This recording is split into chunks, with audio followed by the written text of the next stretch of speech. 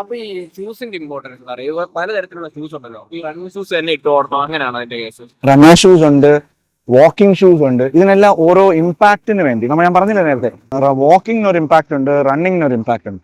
ഈ ഇമ്പാക്റ്റ് നമ്മുടെ ബോഡിയിലേക്ക് എങ്ങനെ ഹോൾഡ് ചെയ്യും അല്ലെങ്കിൽ അതിനെ എങ്ങനെ കൺട്രോൾ ചെയ്യും എന്നുള്ളൊരു ഇതിനു വേണ്ടിയാണ് നമ്മൾ ഈ ഷൂസ് ക്രിയേറ്റ് ചെയ്തേക്കുന്നത്. അതിന് എങ്ങനെയാന്ന് വെച്ച് കഴിഞ്ഞാൽ അറ്റ്മോസ്റ്റ് ഞാൻ പ്രിഫർ ചെയ്യുന്ന റണ്ണിങ് ഷൂസ് തന്നെ നല്ല ആർച്ച് സപ്പോർട്ടുള്ള, നല്ല സോളുള്ള, നല്ല നല്ല രീതിയിൽ ബാലൻസ് ചെയ്യാൻ പറ്റുന്ന രീതിയിലുള്ള നല്ല ബ്രാൻഡഡ് ഷൂസ്, അല്ലെങ്കിൽ നല്ല സപ്പോർട്ടുള്ള ഷൂസ്, ആങ്കിൾ സപ്പോർട്ടും ഇതുമെല്ലാം ഉള്ള നല്ല ഷൂ. ചുമ്മാ ഏതെങ്കിലും ഒരു ഷൂ ഇട്ട് നമ്മൾ കാഷ്വൽ ഷൂ എന്ന് പറയുന്നത് ഒരു പർപ്പസ് ഉള്ളതായിരുന്നു. നമ്മൾ കാഷ്വൽ ഇടുന്ന ഷൂസ് ഇട്ടുകൊണ്ട് റൺ ചെയ്യാൻ നിൽക്കരുത്, കാലിന് ഇമ്പാക്ട് ചെയ്യും. അത് വെച്ച് നടക്കുക കൂടി ചെയ്യരുത്, കാലിന് ഇമ്പാക്ട് വരും, കാലിൽ പെയിൻ വരും, മുട്ടിലേക്ക് ഇമ്പാക്ട് വരും, ഹിപ്പിലേക്ക് വരും, അത് നേരെ സ്പൈനിലേക്ക് പോകും. ഇതെല്ലാം ഇന്റർ കണക്റ്റഡ് ആണ്.